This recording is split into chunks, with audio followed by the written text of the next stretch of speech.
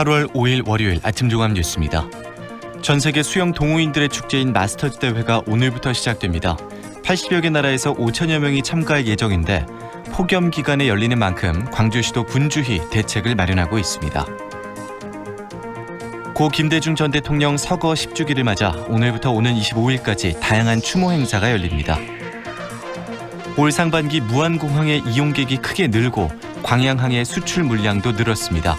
악화된 대일 관계가 무안공항과 광양항에 악영향을 미치지 않을까 우려됩니다. 이상 오늘의 주요 뉴스입니다.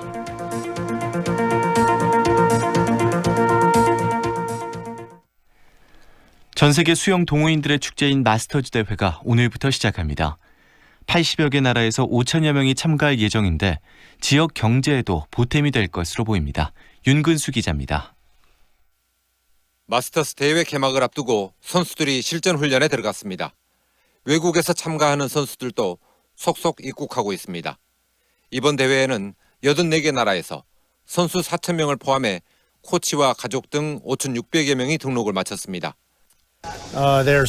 데니 하퍼 미국 수구팀 코치입니다. 우리 팀원들은 매우 어려운 시합에서 여러 차례 우승을 차지했습니다. 우리는 도전을 좋아하고 여행을 좋아합니다. 한국 선수단이 1,000여 명으로 가장 많고 일본 선수도 미국 다음으로 많은 270여 명이 등록했는데 무역 전쟁 분위기 때문에 실제 참가자는 줄어들 수도 있습니다. 대회 최고령 참가자는 93살의 일본 할머니 선수. 마스터스 대회는 비슷한 나이대나 클럽별로 실력을 겨루는데 이 나이대에 혼자 자유형과 배영에 출전하기 때문에 완주만 한다면 금메달은 이미 따놓은 셈입니다. 세계 선수권과는 달리 마스터스 대회는 참가자들이 등록비와 참가비를 내고 먹고 자는 것도 알아서 해결하기 때문에 지역 경제에는 보탬이 될 것으로 보입니다.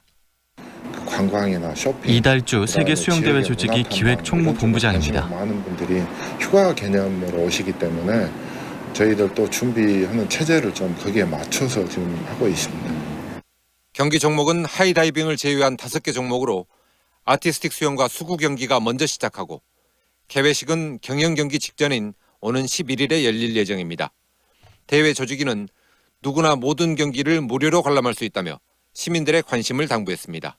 MBC 뉴스 윤근수입니다. 광주 마스터즈 수영대회 기간 동안 폭염에 대비한 다양한 대책이 추진됩니다. 광주시와 대회 조직위원회는 세계 수영대회 기간 동안 설치했던 경기장 차양막과 관람객 폭염 쉼터 등 폭염 저감 시설과 각 경기장병 냉방 시설을 마스터즈 대회 기간에도 계속 운영하기로 했습니다. 또 경기장 주변에 2시간 간격으로 하루 4차례 살수차를 운행하고 의사 8명 등 총 85명의 의료 인력을 대기시킬 계획입니다. 일주일 넘게 계속되고 있는 폭염으로 피해가 잇따르고 있습니다. 광주시와 전라남도에 따르면 지금까지 온열 질환 증세로 병원에서 치료를 받은 사람은 광주와 전남 지역에서 90여 명에 이르고 있습니다. 가축 폐사도 잇따라 전남 지역 농가 139곳에서 닭과 오리, 돼지 등 8만 3천여 마리가 폭염으로 폐사했습니다. 광양항 한가운데 위치한 여수시 묘도 주민들이 올해도 모기와의 전쟁에 시달리고 있습니다. 가축이 모기떼에 물려 잇따라 폐사하는가 하면 주민들도 몰려드는 모기들로 농산일에 차질을 빚고 잠도 설치고 있습니다. 강서영 기자입니다. 광양항 한가운데 위치해 여수 산단으로 둘러싸인 여수시 묘도동 묘도. 묘도 주민들은 올여름도 공포에 떨고 있습니다. 매년 여름마다 마을에 창궐하는 모기떼 때문입니다. 풀숲을 가로지르자 숲풀 사이에서 햇빛을 피하고 있던 모기떼가 들끓습니다. 쉴 새 없이 달려드는 모기떼에 잠시도 움직임을 멈출 수 없습니다. 마을의 한 길가에 1분 동안 가만히 서 있어 보겠습니다. 해가 쨍쨍한 대낮인데도 불구하고 바지에 수없이 많은 모기들이 들러붙어 있습니다. 주민들은 모기떼 때문에 농산일을 자유롭게 하지 못하는 것은 물론 잠도 제대로 자지 못하고 있다고 말합니다. 날이 좀 묘도동 일통장 이홍로 씨입니다. 밖에 나오지는 못해요. 야외 활동을 못하니까 정말로 이거 인간답게 살 수 있는 이 마을인가. 최근에는 모기로 뒤덮인 염소들이 잇따라 폐사하면서 주민들의 공포는 더 커지고 있습니다. 주민들은 모기떼의 정확한 원인 규명과 방역 대책을 요구하고 있습니다. 한때 모기떼 원인으로 꼽혔던 광양항 준설토 투기장이 메워졌는데도 여전히 모기가 창궐하고 있다는 겁니다. 왜 이렇게 모기가 우리 묘에 묘도 주민 이렇게 김종인 많은지 씨입니다. 그걸 알아야만 그에 대한 방역을 해서 우리 주민들이 좀 고통을 안 느끼고 살 수 있을 것 같은데. 담당 보건소는 모기떼 창궐의 정확한 원인은 파악하지 못했다는 한편 지속적인 방역 외에 특별한 대안은 없다는 입장입니다. 원인이 뭐고 여수시 보건소 관계자입니다. 최선을 다하고 있다는 말씀만 드리고 싶네요. 섬마을 주민들이 10년째 특별한 대책 없이 원인 모를 모기떼에 시달리고 있습니다. MBC 뉴스 강소영입니다. 고 김대중 전 대통령 서거 10주기를 맞아 다양한 추모 행사가 열립니다. 김대중 전 대통령 서거 10주기 광주 행사위원회에 따르면 오늘부터 오는 25일까지 김대중 컨벤션 센터와 광주시청에서 추모 사진전과 함께 다큐 영화가 상영됩니다. 또 오늘 16일 국립아시아문화전당에서는 김 전 대통령이 일생 동안 추구해온 민주주의와 인권, 평화 통일을 재조명해보는 학술대회가 열립니다. 18일에는 김대중 컨벤션 센터에서 추모식과 함께 소설가 황석영 씨의 특별 강연이 진행됩니다. 일본의 화이트리스트 배제에 맞서 일선 학교에서 역사 교육이 강화됩니다. 장휘국 광주시 교육감은 화이트리스트 배제를 경제 침략이라고 규정하고 이에 대한 계기 수업 자료를 개발해 개학과 동시에 모든 학교에서 계기 수업을 추진하겠다고 밝혔습니다. 또 교육 현장 곳곳에 남아있는 친일 잔재 청산에 더욱 박차를 가하겠다고 덧붙였습니다. 무안공항의 국제선 이용객 증가율이 전국 공항 가운데 가장 높은 것으로 나타났습니다. 국토교통부에 따르면 올 상반기 무안공항을 이용한 해외 여행객은 35만 5천여 명으로 지난해 13만여 명에 비해 166%가 증가해 전국 국제공항 가운데 가장 높은 증가율을 기록했습니다. 국토교통부는 상반기 동안 일본 전기 노선이 늘면서 무안공항을 이용하는 여행객이 큰 폭으로 증가했지만 대일 관계가 악화되면서 하반기 무안공항 이용객에 악영향을 미칠 것으로 전망했습니다. 지난달 27일에 발생한 클럽 구조물 붕괴 사고와 관련해 실시된 특별 점검에서 위반 사항이 무더기로 적발됐습니다. 광주시는 감성주점 7곳과 유흥주점 74곳을 대상으로 실시한 특별 안전점검에서 불법 증축과 용도 변경 등 46곳 총 80건의 위법 사항을 적발해 시정명령을 내렸다고 밝혔습니다. 또 이번 점검에서 보완이 필요한 것으로 드러난 시설에 대해 9일까지 정밀 점검을 실시하고 내부 점검을 하지 못한 23곳은 추가 점검도 실시할 계획입니다. 광주 세계수영대회가 치러진 지난달 교통사고 사망자와 부상자가 지난해보다 감소한 것으로 나타났습니다. 광주지방경찰청에 따르면 지난달 광주 지역에서 발생한 교통사고로 4명이 숨지고 966명이 부상을 입었습니다. 이는 지난해 같은 기간에 비해 사망은 33%, 부상은 10% 감소한 수치입니다. 경찰은 세계수영대회 기간 동안 사고 다발 지점 262곳에 교통경찰을 상시로 배치하는 등 사고 위험 요인을 집중 관리한 효과로 분석했습니다. 여러분은 지금 광주 MBC 라디오를 듣고 계십니다. 광주지방 현재 기온 25도입니다. 광주 MBC 아침 종합 뉴스를 마칩니다.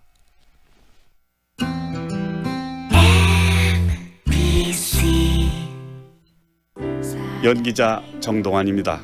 가끔 그 사람이 떠오를 때면 저도 모르게 하늘을 올려다봅니다. 누구나 그렇지요. 그리운 사람이 보고플 때면 을에 하늘을 올려다보게 되는 것. 사람이 곧 하늘이기 때문이죠. 사람을 하늘같이 섬깁니다. 스카이 장례식장. 광주 MBC 장각의 문화 탐방. 모두가 손꼽아 기다린 장각의 지금이 기회입니다. 장각의 필수 코스만 쏙쏙 구는 실속 여행을 떠나보세요. 자세한 문의는 광주 226-6070입니다.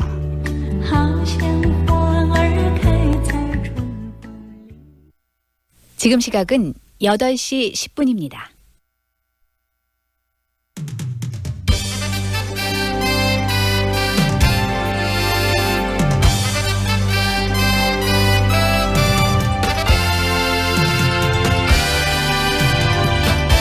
황동현의 시선 집중. 지난 2일이었죠. 일본 정부가 한국을 백색 국가 이른바 화이트리스트 명단에서 제외하는 수출무역관리령 개정안을 의결을 했습니다. 강제징용의 한국 대법원 판결에 대한 보복 조치로 추가로 한국의 수출 품목을 규제하겠다라는 의도가 엿보이는 행동인데요. 최악의 경우에는 농수산업 분야로 또 확산될 가능성도 나오고 있습니다. 일본 수출 의존도가 높은 전라남도의 경우에도 큰 피해가 예상이 되는데요. 일본 수출 규제 조치가 우리 지역 경제에 미치는 영향 오늘 한번 짚어보겠습니다. 전남대학교 농업경제학과 강혜정 교수와 인터뷰 준비되어 있습니다. 2년 가까이 가동이 중단된 나주 SRF 열병합발전소를 둘러싼 갈등 쉽사리 해결의 기미를 보이지 않고 있습니다. 민간협력 거버넌스 위원회에서 도출된 합의사항은 최근 한국지역난방공사 이사회에서 또 보류가 됐고요. 학부모 모임을 비롯한 지역사회에는 반발을 하고 있습니다. 빛가람 혁신도시 SRF 열병합발전소 가동 반대 또 등교 거부를 위한 학부모 모임에서는 조건 없는 거버넌스 1차 합의안 수용을 또 촉구하고 있는데요.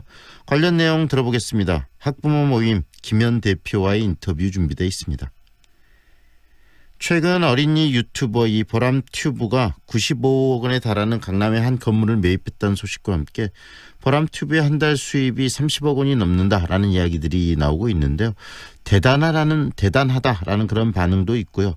또 어린이 유튜브가 과연 적절한가라는 이야기도 함께 나오고 있습니다. 긍정적인 요소, 부정적인 요소 오늘 한번 짚어보겠습니다.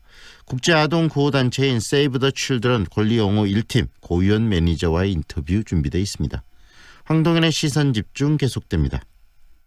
이대리, 그때 불렀던 출장 뷔페가... 쿠바하우스요. 맞아, 쿠바하우스. 통돼지 바베큐에서 단체 도시락까지 맛도 좋고 직원들 호응도 좋았지? 그럼 이번에도 당연히 쿠바하우스지. 출장 뷔페 전문기업 쿠바하우스. 검색창에 쿠바하우스 클릭. 여기는 4차 산업혁명을 이끌어갈 에너지 신산업과 미래형 자동차 전장산업의 중심. 광주형 일자리로 함께 성장하고 든든한 지원과 혜택으로 기업 경쟁력을 높이는 혁신적인 클러스터. 모이면 더 큰 미래가 보입니다. 광주 국가혁신 클러스터. 이사 걱정 없는 맘 편한 집 있을까? 출퇴근 편하고 생활이 편하고 거기다 8년 5일 전세로 마음까지 편한 집? 그래, 바로 여기야. 8년 동안 내 집처럼 8년 후엔 내 집으로. 첨단 한국 아델리움. 모델하우스 오픈 중. 문의 710-9700 한국건설. 좁은 국토를 효율적으로 활용하여 에너지 영토를 넓혀가는 기업이 있습니다. 탑솔라. 생명의 가치를 높이고 미래의 변화를 준비합니다. 하늘의 태양을 땅의 태양으로. 탑솔라. 상무와 수완이 가까운 프리미엄의 중심. 무진로 진아리체 리버뷰가 옵니다. 무등산 영산강 특급 조망. 원스톱 중심 생활을 누리는 명품 중대형. 무진로 진아리체 리버뷰 062-223-0002 진아건설. 우리 지역 다른 먹거리를 소비자와 있는 삼포농협 하나로마트 로컬푸드 직매장이 나주 혁신도시에 찾아왔어요. 진심을 파는 쇼핑의 즐거움과 안심을 사는 삼포농협 하나로마트 로컬푸드 직매장에서 새로운 만날 기회. 8월 오픈. 삼포농협 하나로마트 로컬푸드 직매장. 100세 시대 4차 산업혁명. 새로운 미래가 시작되는 대학. 만 30세 이상이거나 특성화고 졸업 후 3년 이상 재직자는 수능 없이 서류 전형만으로. 일학습 병행과 다양한 장학 혜택까지. 조선대학교 미래사회융합대학 2020학년도 수시 모집. 9월 6일부터 10일까지 홈페이지에서 도전하세요. 무더위로 밤잠 설치신 분들 많으실 텐데요. 밤사이 광주의 최저기온 25도로 연이을 열대야가 나타나고 있습니다. 낮에는 폭염경보 속에 찜통 더위가 절정에 달하겠는데요. 광주의 낮 기온 34도까지 오르겠습니다. 폭염 뒤에 태풍이라는 말도 있습니다. 8호 태풍 프란시스코가 현재 북상 중에 있는데요. 태풍은 내일 밤 남해안에 근접하겠고요. 수요일인 모레 새벽에 남해안으로 상륙하겠습니다. 이후 태풍은 모레 낮 동안 우리나라 내륙을 관통할 것으로 예상되고 있는데요. 이번 태풍의 영향으로 내일 남부지방을 시작으로 모레에는 전국에 강한 비바람이 불겠습니다. 현재 광주의 기온은 25도, 습도는 95%입니다. 지금까지 좋은 아침, 좋은 일자리, 광주 전문 취업 어플 사랑방잡 협찬 날씨 정보의 한아름이었습니다. 황동현의 시선 집중과 함께하고 계시는 지금 시각 8시 15분 40초 막 지나고 있습니다. 일본 정부가 한국을 화이트리스트 명단에서 제외시켰다라는 기사들 많이 접하셨을 겁니다. 결국은 경제 보복 조치가 강화되는 그런 상황이 나타나고 있는데요. 일본 수출 의존도가 높은 또 전라남도의 농수산물 품목의 경우에는 이런 규제들이 계속 강화됐을 때 경제적 타격이 더 확대될 수도 있다라는 우려도 나오고 있습니다. 일본의 수출 규제 조치가 우리 지역 경제에 미치는 영향 한번 짚어보도록 하겠습니다. 전남대학교 농업경제학과 강혜정 교수 연결돼 있습니다. 안녕하세요, 교수님. 네, 안녕하세요. 네, 교수님. 지난 2일이었죠. 일본 정부가 화이트리스트 명단에서 대한민국을 제외했다라고 알려지고 있는데 그 네네. 화이트리스트에서 대한민국을 제외했다는 게 어떤 의미인지 먼저 이야기를 해 주시겠습니까? 네. 일단 일본 정부가 우리나라를 수출 절차 간소화 국가에서 제외한 것으로서 네.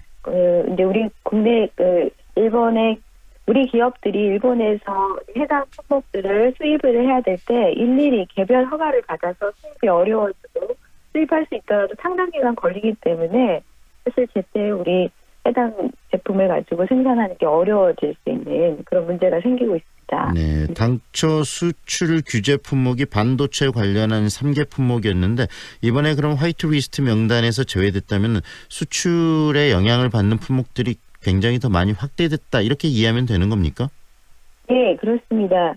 당초에는 이제 수출 규제 대상 품목이 3개로 했는데 이제 지난 2일 날 그런 개정안이 의결되면서 1,100여 개로 늘어나게 되었습니다. 네. 네, 이는 전략물자에 해당되는 품목만 줄인 것으로서 사실 비전략물자를 포함하는 캐치홀 규제라고 하는데 네. 그런 규제까지 감안하면 규제 대상은 더 늘어날 수 있다는 것이 지금 현재 상황입니다. 네, 전략물자라는 것은 어떤 군사적인 위협이 되거나 이런 부분들이 현재 이야기되고 있는데 그렇죠. 더 네. 계속적으로 확대되고 또 품목들이 늘어날 가능성이 있다 이렇게 말씀을 해주신 거네요. 네, 그렇습니다. 네, 그래서 지금 우려되는 게 우리 지역에서 특히 이 농산물, 수산물들이 일본과 수출도 많이 되고 또 거래들이 많이 일어나고 있는데 이런 수출 규제들이 강화되면 지역에 있는 품목들, 농수산물 품목들도 포함되고 수출 규제도 강화되지 않을까라는 우려들이 있는데 그 부분에 대해서는 어떻게 봐야 될까요? 네. 사실 이번에 그 화이트리스트 제외 품목에 농수산물은 포함되지는 않았지만 네.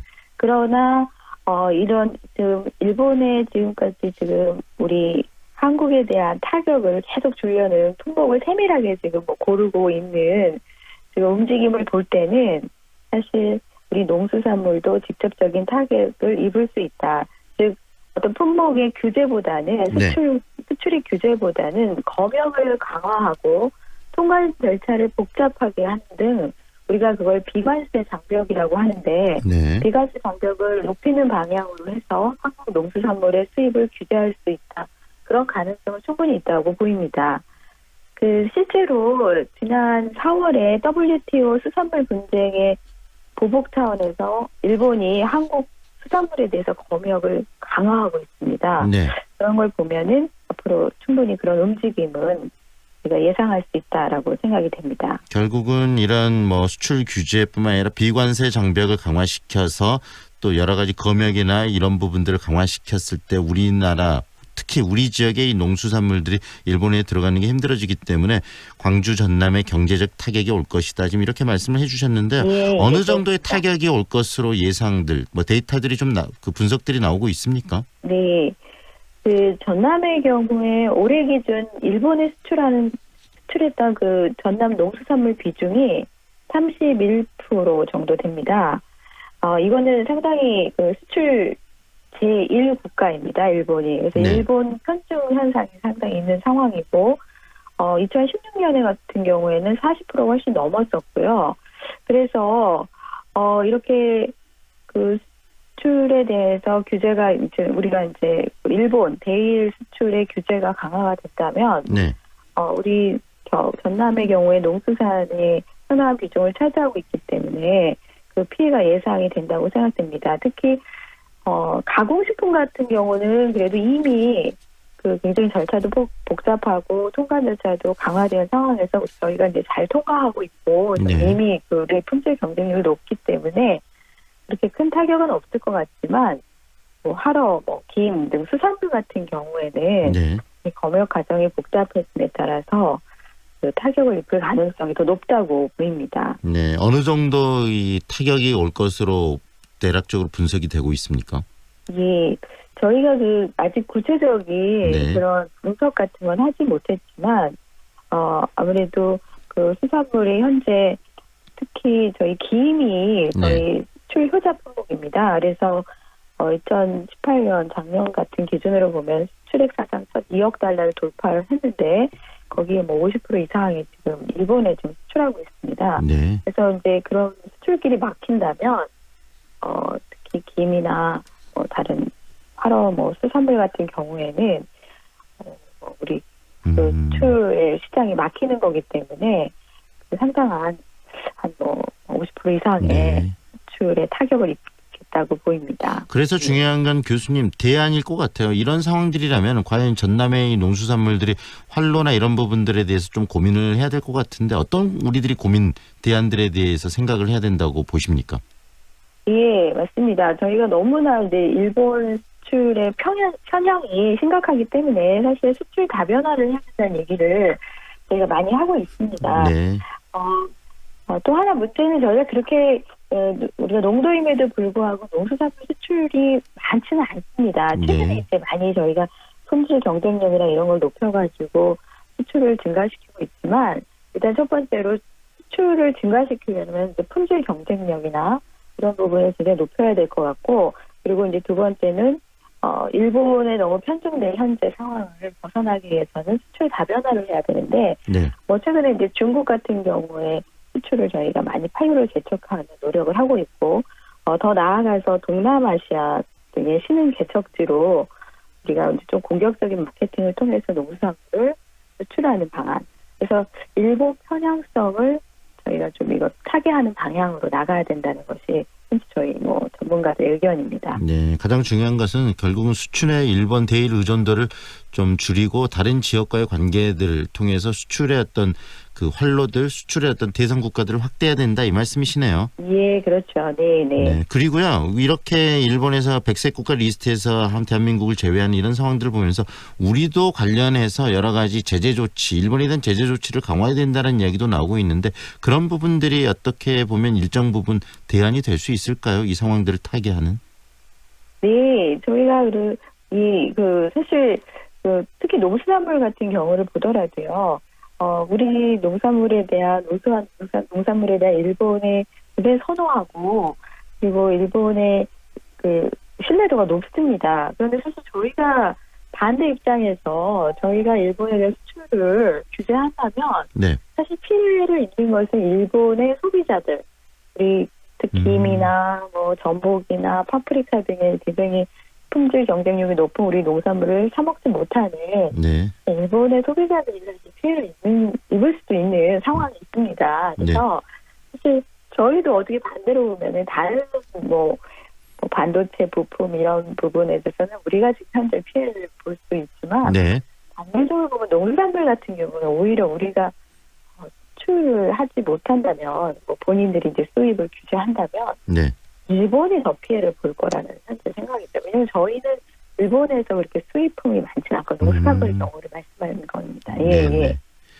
그래서 상호적인 부분들이 있기 때문에 실은 가장 중요한 것은 이런 식으로 계속적으로 강대강으로 가는 것보다는 서로 합의를 좀 하는 부분들이 필요할 것 같은데 그렇지 못해서 참 안타깝네요. 예, 가장 좋은데 이게 정치적인 문제가 이제 경제 상황까지 돼서 이런 또 우리를 모두 이제 경제 보복이라고 생각하기 때문에 그런 부분에서 안타깝습니다. 네. 네, 오늘 말씀 여기까지 들을게요, 교수님.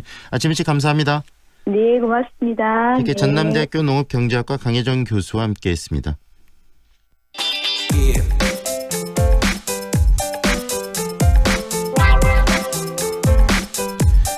SRF 열병합 발전소 가동을 둘러싼 논란, 지금 나주에서 혁신도시에서 일어나고 있는 일인데요. 정말 해법이 나오지 않고 있습니다. 한국난방공사에 합의한 보류 결정으로 관련 문제 다시 원점으로 돌아가 있는 상태인데요.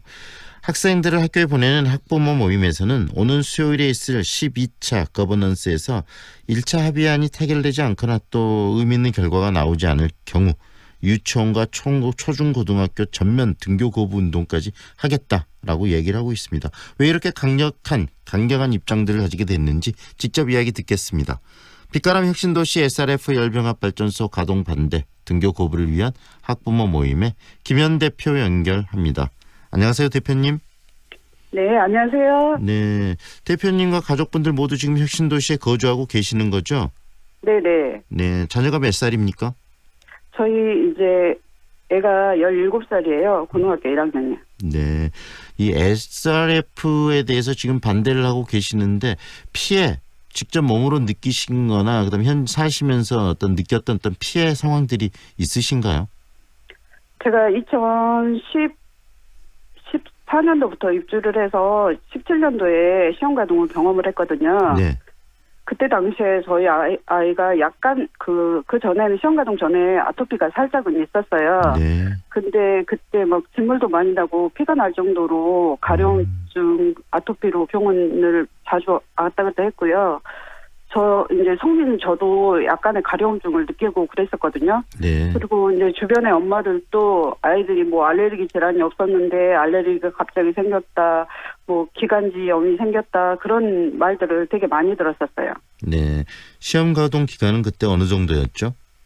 2017년 9월부터 12월까지 시험 가동을 했는데요. 그 11월 4일부터 444톤을 태웠다고 하더라고요. 네. 그 전에는 이제 소량으로 조금씩 그 보일러를 에어를 해야 되잖아요. 네네. 그 기간에는 이제 그 하루 총량을 태우는 게 아니라 하루 총량이 444톤인데 네. 11월 4일부터 한 20몇 일가량은 444톤을 태웠었어요. 네, 집중적으로 한 20일간 SRF 연료를 태웠고 또 4개월 동안 가동됐는데 그렇게 긴 시간은 아닌데 그때 벌써부터 아토피가 심화되거나 또 여러 가지 가려움증이 나올 정도의 증상들이 있었다는 이야기 아니겠습니까? 네네네. 네, 현재 혁신도시에 살고 있는 아이들, 학생들은 몇 명 정도 됩니까? 혁신도시 살고 있는 아이들이 어린이집 24개, 유치원 5곳, 초등학교 4곳, 중학교 2곳, 고등학교 1곳 해서 네. 총 학생 수가 5,538명이거든요. 네. 그중에 이제 10세 미만의 유아 비율이 전체 주민의 20%에 해당이 돼요. 근데 이 아이들이 되게 취약하죠. 그 부분에 대해서. 그렇죠. 그만큼 어린 네. 아이들은 성장을 해야 되기 때문에 이런 그 환경 유해 물질에 있어서 더 취약할 수밖에 없는 상황이란, 그래서 더 걱정을 하시는 거 아니겠습니까, 부모님들께서? 그렇죠. 네. 이렇게 여러 가지 문제점까지 이야기를 해주셨는데 지금 현재 이 문제가 SRF 문제가 해결이 되지 않고 있고 또 부모님들께서는 등교 거부까지 하겠다 이렇게 강경한 입장을 밝히셨는데 이렇게 강경한 입장을 밝히시게 된 이유는 어디에 있습니까? 이제 여기 주축이 되는 분들이 2017년도에 시험 가동을 경험했던 분들이에요. 그 네. 이후에 되게 많이 이사를 나가고 새로 오신 분들도 많고 그렇거든요. 네. 근데 그분들은 직접적인 경험이 없기 때문에 그 심각성에 대해서 말로만 들어서 몰라요. 우리 백문이 불여일견이라고 하잖아요. 네네. 직접 경험해 본 사람들은 그 시기를 겪었기 때문에 그게 확실히 이렇게 와닿는 거예요. 약간의 공포감이 있거든요. 네. 그때 그 쓰레기 태울 때 냄새 때문에 밤에 잠을 깼어요. 네. 그 냄새가 제가 평생 살아오면서 맡아보지 못한 냄새였거든요. 네. 그러니까 음식물 쓰레기 냄새, 플라스틱 태우는 냄새, 또 뭔가 타는 냄새, 그런 여러 가지 냄새들이 복합적으로 혼합돼서 나는 냄새라 이거를 진짜 가히 말로 설명하기가 힘들어요. 네.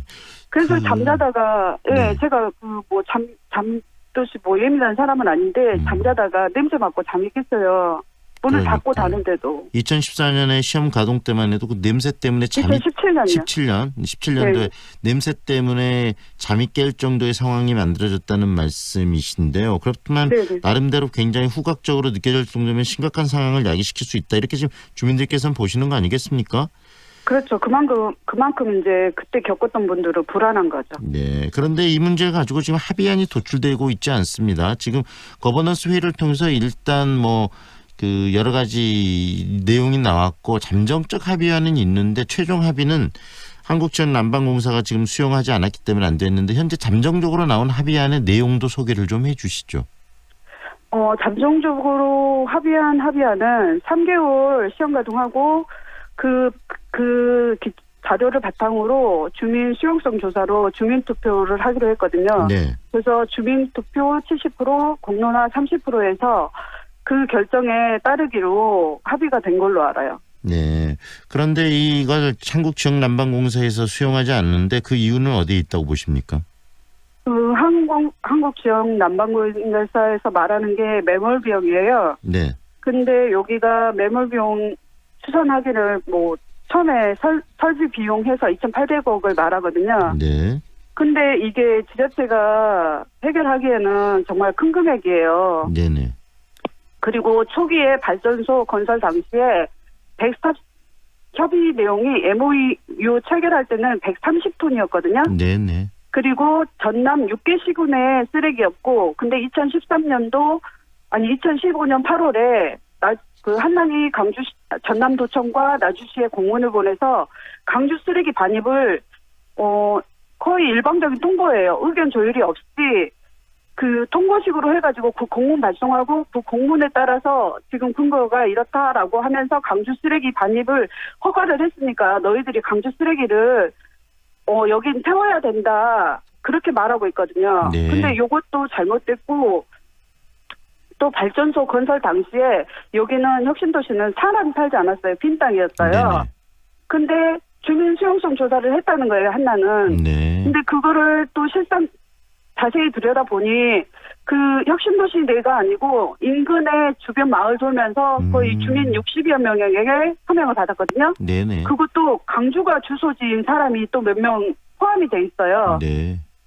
그렇기 때문에 요거는 수용성 조사도 잘못된 거고 그 공문 처리 과정도 이게 잘못된 거잖아요. 주민 설명회나 공청회를 하고 나서 강주 쓰레기 반입을 주민들에게 어느 정도 납득을 시키고 이해를 시켰어야 되잖아요. 일방적으로 지금 광주 쓰레기까지 받겠다고 한 건 문제라는 이야기 아니겠습니까? 주민들의 의사에 반해서? 그렇죠. 네. 그리고 지금 이야기 자체가 그런데 이제 수용성 조사 70% 그다음에 이제 공론화 과정 30%를 통해서 최종적으로 결정한다. 그래서 지역난방공사 입장에서는 이 SRF 쓰레기 결국은 이 그 주민들의 수용성 조사 과정과 그다음에 공론화 과정을 통해서 이 SRF를 못 태울 것이라고 미리 예측을 좀 하는 것 같아요. 그래서 그러려면 이 매몰 비용과 그다음에 LNG로 전환을 했을 때 드는 비용에 대해서 누가 책임질까를 이야기하는 것 같은데 그런 문제는 어떤 식으로 풀어야 된다고 생각하세요? 저 주민 입장에서 이제 그 한남의 최대 주주가 산자부예요. 네.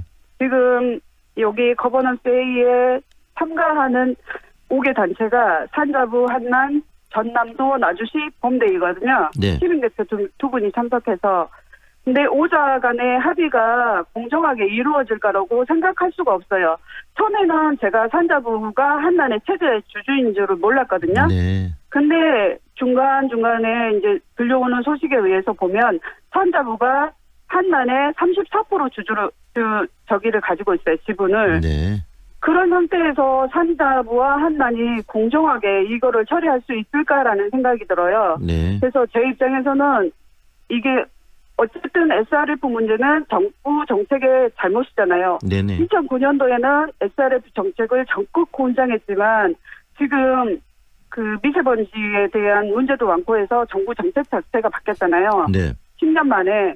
그랬다면 정부에서 어느 정도 중재기구를 만들어서 이거를 해결하는 게 맞다고 봐요. 왜냐하면 이 매몰 비용이라든지 비용 문제가 크기 때문에 뭐 지자체가 감당할 수도 없는 문제고 주민들이 이거를 감당할 수도 없는 문제고 그렇다고 해서 산자부가 한남의 최대 주주인 산자부가 그거를 책임져 줄 리도 없다고 저는 생각을 하거든요. 네네. 그렇기 때문에 정부에서 나서서 제2의 중재기구를 만들어서 이거를 해결을 하고 일단 주민 수용성 조사라든지 그 투표 부분은 진행을 해야 된다고 생각을 하거든요. 네. 결국은 중앙정부에서 2009년 당초에 잘못된 어떤 그 정책 위반을 통해서 이 SRF 열병합발전소가 만들어졌기 때문에 중앙정부가 적극적으로 이 문제 해결에 나서야 된다. 이렇게 주장을 하시는 거네요. 네네네. 네, 오늘 말씀 여기까지 듣겠습니다. 고맙습니다. 네, 감사합니다. 지금까지 빛가람 혁신도시 SRF 열병합발전소 가동 반대 등교 거부를 위한 학부모 모임의 김현 대표와 함께했습니다.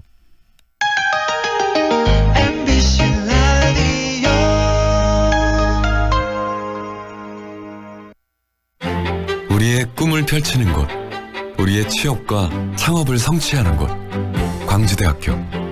더 나은 내일, 더 좋은 미래를 위한 내 꿈의 파트너, 광주대학교. 취업, 창업 중심 교육 명문대학. 광주에는 광주대학교가 있습니다. 광주 중심에 골드 클래스가 옵니다. 가장 빛나는 자리에서 나에게만 주어지는 특별함이 있는 곳, 골드 클래스. 당신의 새로운 역사가 됩니다.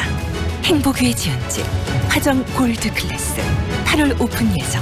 062-227-2278 보강종합건설. 4월 7일 장례를 치르신 유족 박상아님입니다. 엄마 보내고 참 힘들었는데 위로가 많이 됐어요.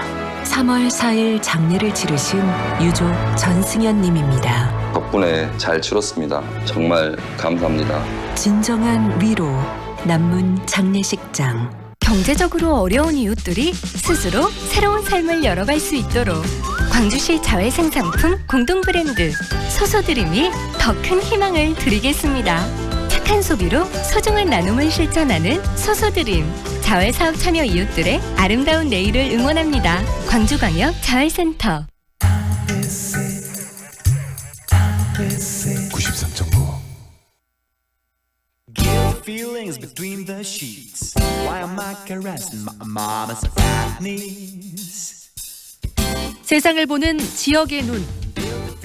여러분은 지금 황동현의 시선 집중과 함께하고 있습니다. 황동현의 시선 집중 3부 시작합니다. 요즘 유튜브가 굉장히 활성화돼 있고 또 유튜버가 되는 게 꿈일 정도로 많은 사람들이 관심들이 높습니다. 그런데 이 요즘 유튜브에 이 퀴즈 유튜브 제작들이 굉장히 크게 늘고 있습니다. 그런데 이 퀴즈 유튜브가 갖고 있는 여러 가지 문제점이 있다는 지적도 함께 나오고 있는데요. 관련 이야기 들어보도록 하겠습니다. 세이브 더 칠드런 권리 옹호 1팀 고우현 매니저 연결합니다. 안녕하세요. 네, 안녕하세요. 고우현 매니저입니다. 네, 요즘 퀴즈 콘텐츠들 굉장히 인기가 많고 특히 유튜브를 중심으로 활발히 확대되고 있는데요. 어떻습니까? 이런 아이들이 등장하는 동영상 유튜브상에서 특히 동영상들 조회수들이 굉장히 많이 지금 올라가고 있습니까? 네, 아이들이 등장하는 콘텐츠라고 모두가 다 그렇게 조회가 높은 것은 아니고요. 네. 대신에 유아들 같은 경우는 같은 콘텐츠를 보고 또 보고 하는 경향들이 있어서 아이들에게 인기 채널인 경우에는 조회수가 좀 매우 높다고 이렇게 알려져 있습니다. 네, 아이들이 자주 보는 콘텐츠의 조회수가 높다 이 말씀이시네요. 네, 그렇죠. 네, 그런데 최근에 뭐 이야기들도 나오고 그런 부분들이 아이들이 이런 유튜브나 이런 데 대상으로서 출연하는 것이 적절한가라는 이야기들이 나오고 있거든요. 그 부분에 대해서는 어떻게 보세요? 사실 아이들이 나오는 것 자체가 꼭 나쁜 일이라고 저희는 보지는 않습니다. 아이들도 성인들하고 마찬가지로 자신의 삶에 어떤 영향을 주는 문제들에 대해서는 자기 의견들을 말하고 싶어라 하고 또 그럴 권리도 있거든요. 네. 그래서 미디어를 통해서 자기 어떤 관심을 갖고 있는지를 보여주고 다른 사람들하고 교류하면서 그 과정에서 또 많은 정보를 얻을 수 있는 거, 이게 어떻게 보면 디지털 미디어의 순기능이라고도 좀 볼 수 있습니다. 네. 하지만 아이들이 이렇게 유튜브를 통해서 그 노출되고 또 여러 가지 인기가 상승하면서 여러 가지 어떤 역기능도 그 부정적인 부분도 있을 수 있지 않겠습니까? 범죄에 노출된달지 뭐 이런 부분에 대한 우려는 없을까요? 네, 아마 MBC에서 저희를 초대한 이유일 테기도 한데요. 저희가 2017년에 이제 키즈 채널이라고 하는 곳 2곳을 좀 신고를 아동학대로 한 적이 있어요. 네. 네, 그래서 그때 문제됐던 영상들은 지금 모두 좀 내려가 있지만 그때 그런 콘텐츠 중에서는 뭐 6살 정도 되는 아이가 이제 보호자의 지갑에서 돈을 훔치는 장면이라든지 네. 뭐 아니면 실제 차도에서 장난감을 모는 장면을 이렇게 연출을 했다든지 하는 그런, 물론 연출이기는 하지만 네. 아이들이 좀 위험할 수도 있고 또 그 과정에서 내가 이게 하고 있는 게 허용되는 행위인가 이런 거에 대해서 혼란을 줄 수 있는 여지가 있다든지 또 그 꼭 출연하는 아이뿐만 아니라 이것을 볼 그 아이의 또래 아이들 혹은 더 어린 아이들도 네. 이걸 보면서 이게 그냥 재미있는 일인가 하면 안 되는 일이 아닌가 이런 혼란을 줄 수 있다고 저희는 좀 보았고요. 네. 이제 특히나 이런 그런 6살 유아라고 하는 나이의 아이들은 이제 도덕적인 게 뭔지 사회적으로 용인하는 게 뭔지 이런 거를 배워가는 단계에 있잖아요. 네. 그래서 이런 게 이제 아이한테 당장 어떤 피해를 아프게 하거나 이러지 않더라도 아이들이 이제 정서적으로 발달을 할 때 좀 저해할 수 있는 위험이 있다. 저희는 좀 이렇게 보았었고요. 네. 또 이게 혼란을 이제 겪지 않더라 하더라도 이제 그 나이 아이들은 다른 사람들이 무엇을 하는지를 보고 따라 배우려고 하는 그런 습성이 있기 때문에 아이들이 이제 그거를 따라 해보려고 하는 과정에서도 좀 위험할 수 있기 때문에 좀 문제가 될 수 있겠고 그 과정 중에서도 이제 가치 판단 능력에도 좀 부정적인 영향을 줄 수 있겠다. 그래서 저희가 그런 신고를 했었던 거고요. 네. 그 이후로도 좀 몇 가지 논란이 있었다라고는 알고 있습니다. 그때 신고하시고 그 부분은 어떤 식으로 해결이 됐습니까?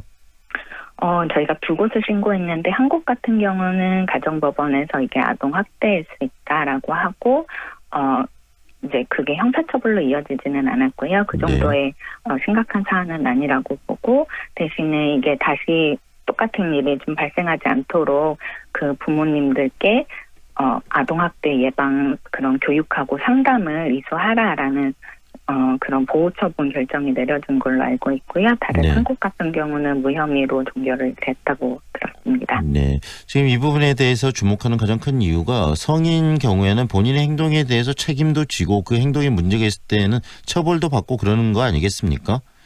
하지만 네, 그렇죠. 아동들의 경우에는 본인들이 어떤 행동을 하고 있는지 미처 판단하지 못하는 가운데 그런 행동들을 할 수 있기 때문에 아동의 과도한 노출, 그다음에 어떤 과도한 활동들 이런 부분들에 대한 적절성을 좀 사회가 판단해주고 룰과 규정을 만들어야 되지 않을까라는 그런 이야기들도 함께 나오고 있는 거거든요. 그런 부분들에 대해서는 어떤 생각이 드십니까? 그렇죠. 이렇게 이제 가족끼리 컨텐츠를 만드는 경우에는 보통 이제 제작을 맡는 분하고 아이들을 보호해야 되는 보호자가 같은 분인 경우들이 많아요. 네. 때문에 이제 말씀하신 것처럼 아이들을 보호해야 되는 책임하고 컨텐츠를 제작함으로써 꼭 이게 그 금전적인 이득이 아니라도 사람들이 관심을 받잖아요. 네. 그러면서 얻는 감정적인 이득 이런 것들하고가 충돌하는 상황들이 발생을 하고 있거든요. 우리는 이제 보통 부모님한테 아이들의 뭐 이제 보호 책임이라든지 동의를 대신 가름하는 그런 책임들을 맡기면서 그 전제로서는 부모인데 어련히 잘 하겠지. 부모가 아이한테 최선인 것을 잘 선택할 것이다. 라는 것을 갖고 있거든요. 네.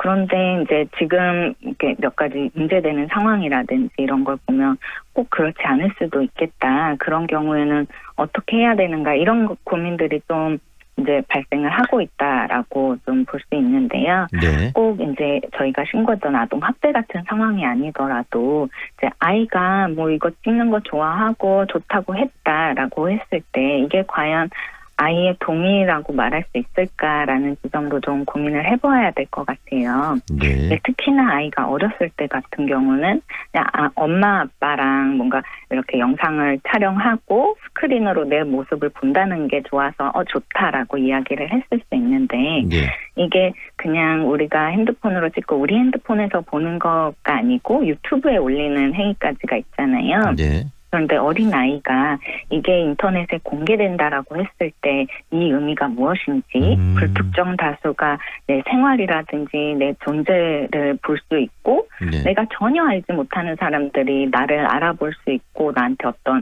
기대라든지 감정을 가질 수 있다라는 게 어떤 의미인지 아이들이 상상할 수 없을 수 있거든요. 네. 그런 과정에서 그냥 아이가 좋다라고 했을 때 이거를 그냥 부모가 그래 너는 좋다고 했으니까 동의한 거야라고 이렇게 이야기할 수 있을 것인지 특히나 이런 동영상 콘텐츠가 한번 올라가게 되면 지워지지 않으니까요. 그렇죠. 비공개로 하더라도 이게 또 어딘가에 남아있을 수 있기 때문에 이런 부분까지 아이들이 다 고려하고 충분한 의사 결정을 내렸다고 볼 수는 없을 수 있거든요. 그래서 이런 부분에까지 우리가 과연 고민을 하고 부모님들이 이제 또는 다른 보호자분들이 키즈 채널을 운영하는가라는 고민을 했을 때 앞으로 좀 많은 사회적 논의가 필요하겠다라고 좀 저희는 보고 있습니다. 결국은 자기의 어떤 생각과 활동들을 표출하는 것은 인간이 갖고 있는 기본적인 어떤 욕망일 수 있지만 그런 부분들 반대로 또 자기가 감춰질 수 있는 것도 또한 권리여야 되는데 지금 유튜브나 여러 가지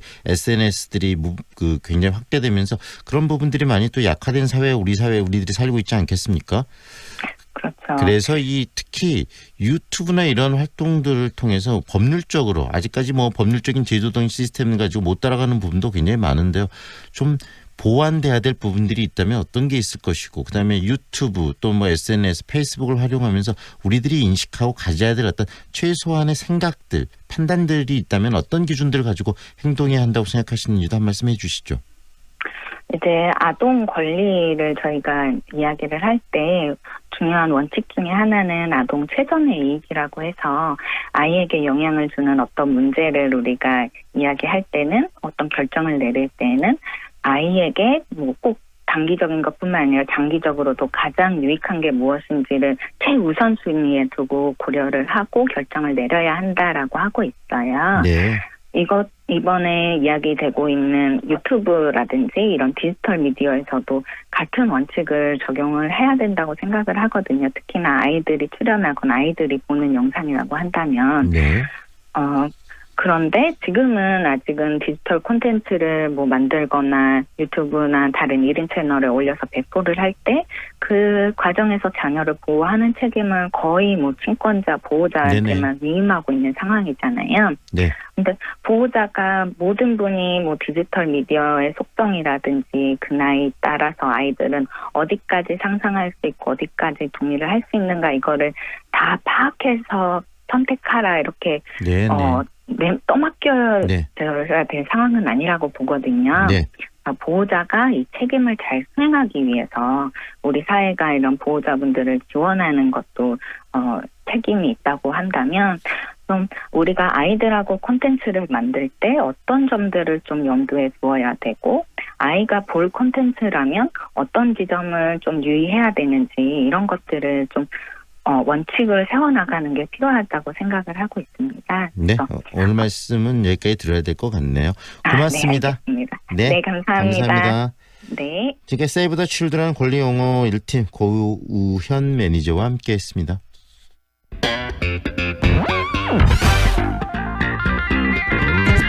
다양한 남도의 소식을 정리하는 시간이죠. 전남 동북권 소식 남도일보 윤종채 국장과 함께하겠습니다. 안녕하세요, 국장님. 예, 안녕하십니까. 네, 여수시의회가 6.25 전쟁 초기에 발생한 여수 이하포와 두루기어 사건의 진상규명을 또 촉구하고 나섰다는데 소개 좀 해주세요. 어떤 사건입니까?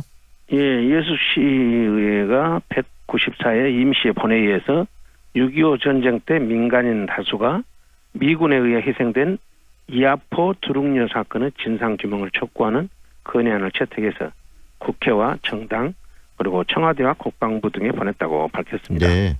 여수시의회는 건의안에서 대규모 민간인 학살이 발생한 지 69년이 흘렀지만 진실은 여전히 밝혀지지 않았다면서 이런 슬픈 역사가 되풀이되지 않도록 진실을 알리고 피해자를 돌봐야 한다고 촉구했습니다.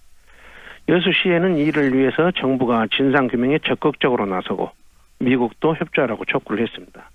또 희생자 신고를 받아서 피해자 명예를 회복하고 가해자와 화해할 수 있도록 과거사 정리법을 개정해야 한다고 강조했습니다.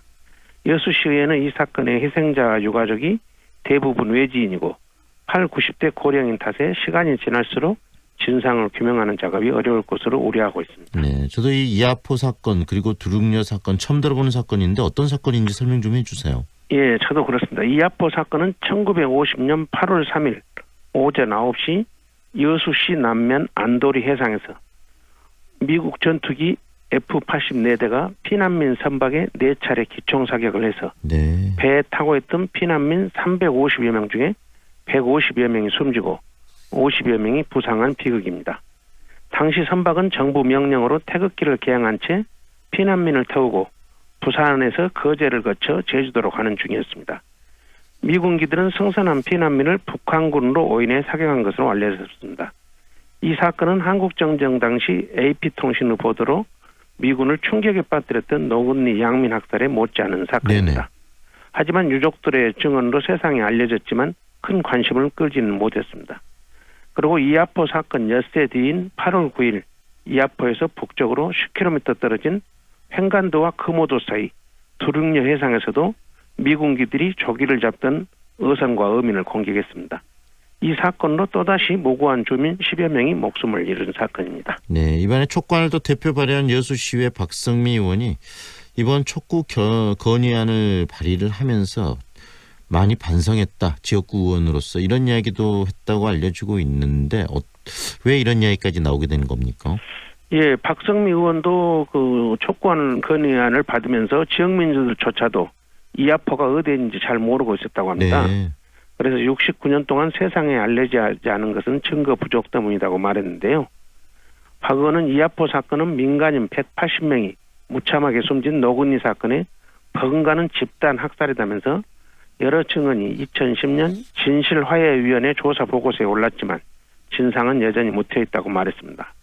박 의원은 가해자가 미군이었기 때문에 여태껏 진상규명에 진전이 없었다면서 피난선에 승선했다가 가족 4명을 잃고 생존한 이춘혁 씨, 그리고 당시 이아포에 살다 사건을 겪은 주민 이서연 씨와 박이자 씨 등이 증언하고 있는 만큼 더 늦기 전에 서둘러야 한다고 말했습니다. 네. 박 의원은 지난해 시민단체와 한마음 한뜻을 갖고 제대로 이 사건의 진상을 잡아보자고 동참한 것인데 두 사건이 과거사에서 잘 정리될 수 있도록 앞장서겠다면서 속 시원히 진실을 규명해서 평화의 길, 화해의 길로 가야 한다고 밝혔습니다. 네, 정말 진실 규명이 필요한 또 하나의 사건이 아닌가 싶은데요. 관련해서 지난해에 이어서 3일 여수시 안도에서 또 69년이 흐른 이아포 미군 폭격 사건 추모식과 함께 표지판 제막식도 열렸다면서요? 예, 그렇습니다. 이아포 미군 폭격 사건 추모위원회 주관으로 열린 추모식에는 한국전쟁 미군 폭격 사건 민간인 희생자 유족회, 여수지역사회연구소 전남도의회의 최병용 이광일 의원, 여수시의 박성미 이상우 의원, 그리고 소설가 양영재, 시인 이민숙, 역사학자 주철이 박사, 여천고등학교 문예반, 남면사무소와 안도출장소, 여수 트론 항공교육원 등 60여 명이 참석했습니다. 네.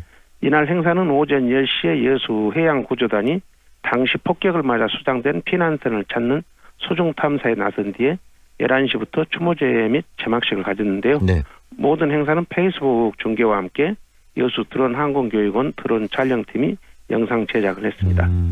특히 피난선 피해자 유족 대표인 이춘혁 씨와 당시 미군 폭격을 못 거간 마을 주민 이사연 씨의 생생한 증언이 있었으며 여수 지역사회연구소 박종길 씨는 당시 사고 내용에 관한 설명을, 주철이 박사는 이아포 미군 폭격 사건은 역사적 의미를 들려줬습니다.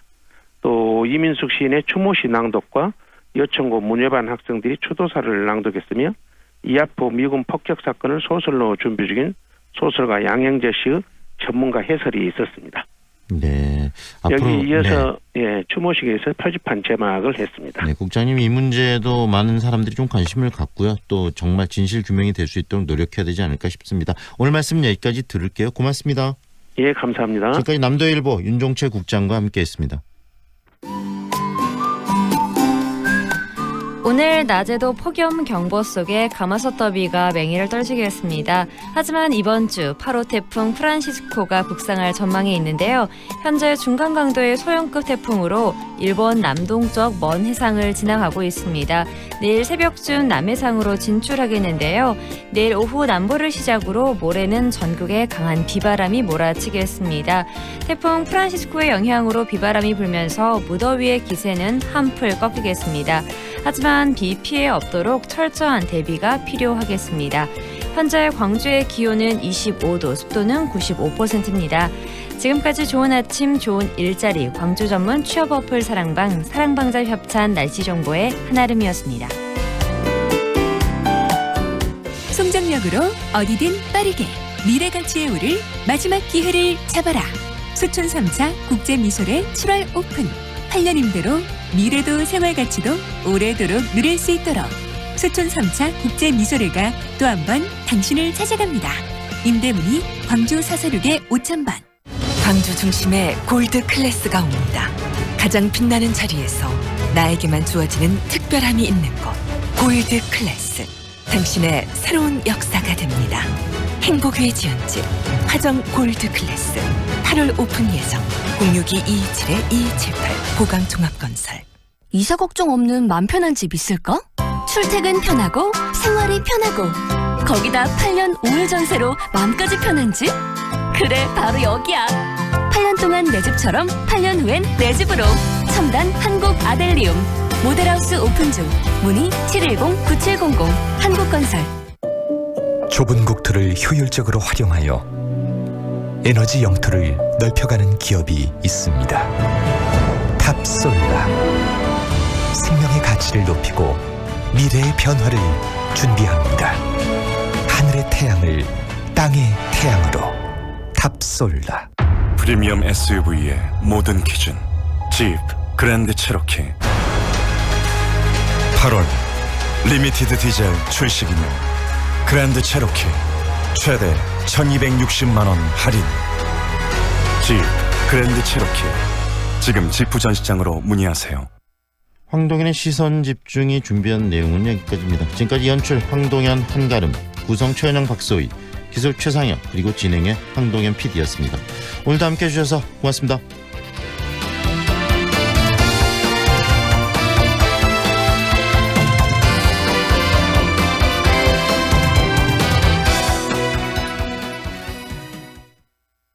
각은 8시 57분입니다.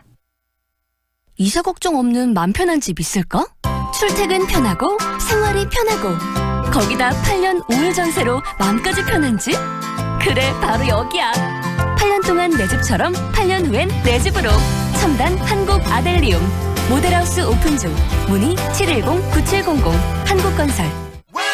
2019 우수 중소기업 농특산물 추석선물 박람회 8월 30일부터 9월 3일까지 5일간 김대중 센터에서 열리는 이번 행사는 개그우먼 김보화가 출연, 광주 MBC 후원 특별 생방송으로 진행됩니다.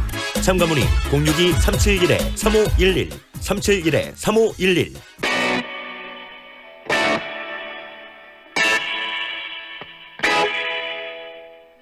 안녕하세요. 저는 요리사 배종문입니다. 음식은 첫 번째 눈으로도 먹는다고 생각을 하거든요. 식당이라는 게 단순히 음식만 먹는 곳이 아니라 조금 더 컨텐츠를 만들어 보고 싶어서 이 컨텐츠를 많이 이렇게 접목시키고자 처음 시작하게 됐어요. 간단하지만 맛있는 게 쉬우면서도 어려웠거든요. 이렇게. 가장 기본적인 거 어렵다고 심플 버트 딜리셔스가 저는 제 요리의 철학이라고 생각합니다. 광주 외식업계에 제 색깔이 들어갈 수 있는 레스토랑을 하고 싶은 게 제 꿈입니다. 광주 MBC는 인생 코스를 디자인하는 청년들을 응원합니다. 청년의 꿈을 키우는 남도 청출어람. 이 캠페인은 글로벌 공기업 한국농어촌공사와 함께합니다.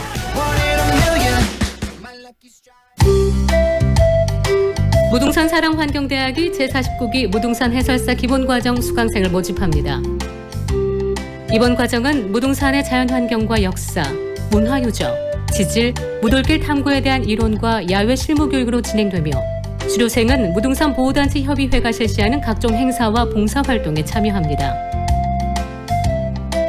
무등산 사랑운동, 해설, 봉사활동에 관심 있는 시민이면 누구나 지원 가능합니다. 자세한 내용은 무등산 보호단체 협의회 홈페이지와 광주 전화 5282-1187로 확인하시면 됩니다. 이 행사는 광주 MBC, 무등산 국립공원 사무소, 무등산 보호단체 협의회, 광주 녹색환경지원센터가 공동 주최합니다.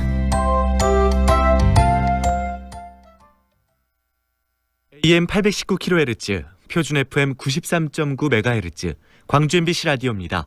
HLCN. 친구처럼 다정한 연인처럼 MBC 문화방송. 여러분의 다정한 친구 광주문화방송이 9시를 알려드립니다.